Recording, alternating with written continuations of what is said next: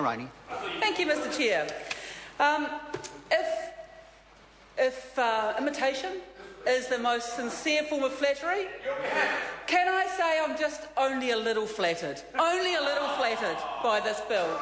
Because what should have been 26 weeks paid parental leave has been a miserable 18 weeks, but not now, not anytime soon, not until 2 weeks further extension next year, 2015, and a further 2 weeks, not until 2016. But there's good news. There's good news for New Zealanders, because before then New Zealanders get to vote in an election where they can actually vote for a government that actually gets this, actually believes it, and fights in a principled way for extending paid parental leave and supporting families and prioritising them, putting them actually at the front of the queue. Not like that national government, Johnny-come-latelys, trying to pick up on Labor's ideas but only watering them down and thinking that that is going to do it. Well, Mr. Speaker, I don't think it will do it. However, I do want to say at the outset that Labor will be supporting this bill because it is a little progress. It is a little progress.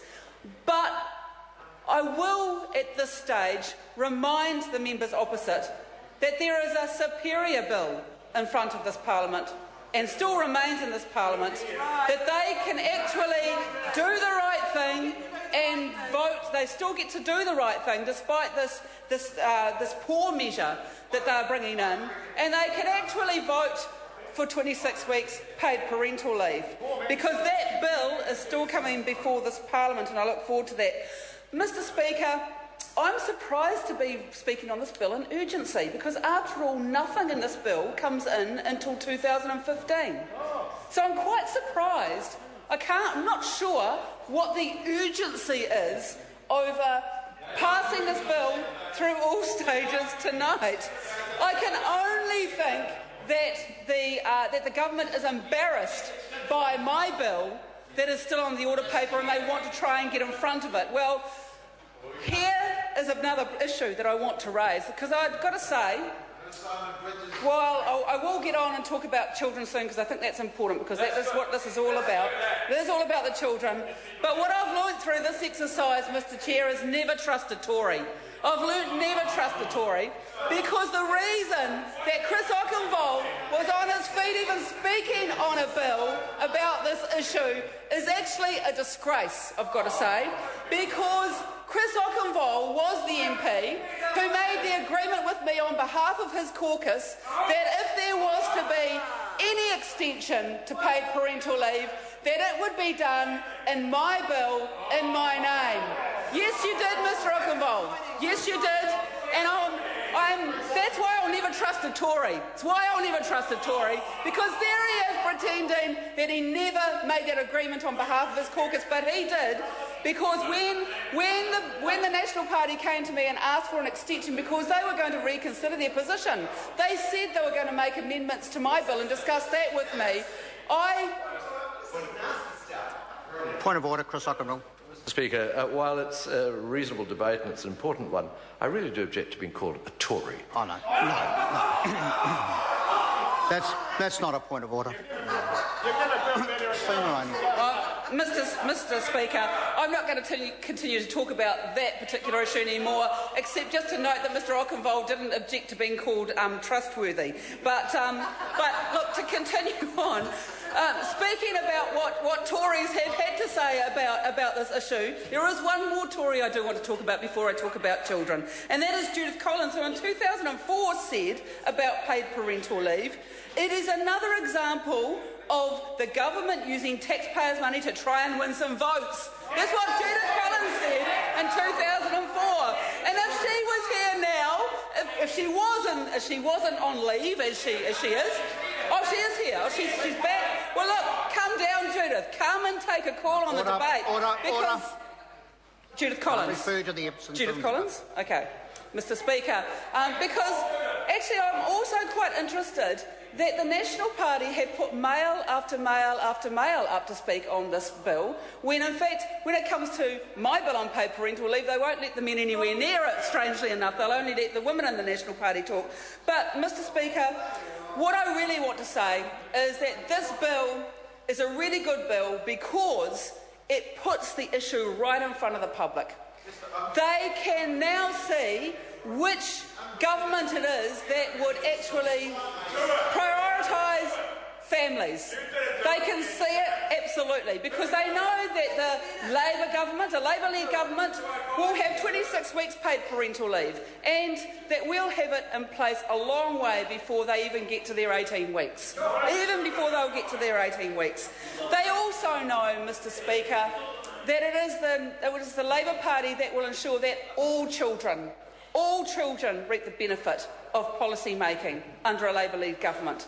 Because one of the big gaps in this bill, but surprise, surprise from the National Party, is that it is the most vulnerable children who will miss out on any form of support from this bill. Because the parental tax credit that the National Party has chosen to put more money into and to extend for a short period of time longer doesn't get to the people who most need it, doesn't get to the families who most need it. So, students, people on ACC, people who are beneficiaries, they don't get to use the parental tax credit. Is it any wonder that child poverty is growing under that government? Is it any wonder with those sorts of attitudes? Because what they're using this bill to do is to bring in all of their judgments.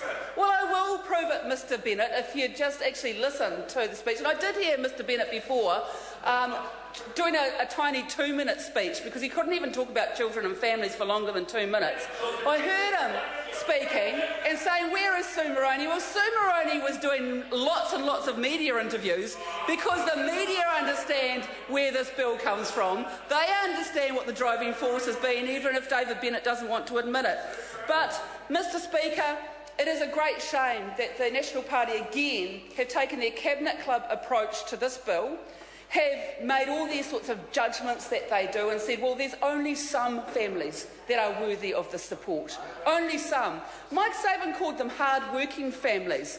He said, you know, this bill is just there to support the hard-working ones. The hard-working babies, really? This is babies. You know, how do they get to be the hard-working babies when they're not even 18 weeks old? They're not even 18 weeks old. But Mike Sabin says, well, this is only for the hard-working babies. Well, that's not the view of the Labor Party. We actually believe that that all children deserve the support of New Zealanders. All children do. And particularly the children that are in vulnerable situations. And that's why Labor's Best Start package is considerably better than what this government is prepared to do. And why is that? Well, because I think it's clear, Mr Speaker, everyone in New Zealand knows this government has been dragged kicking and screaming towards supporting extending paid parental leave.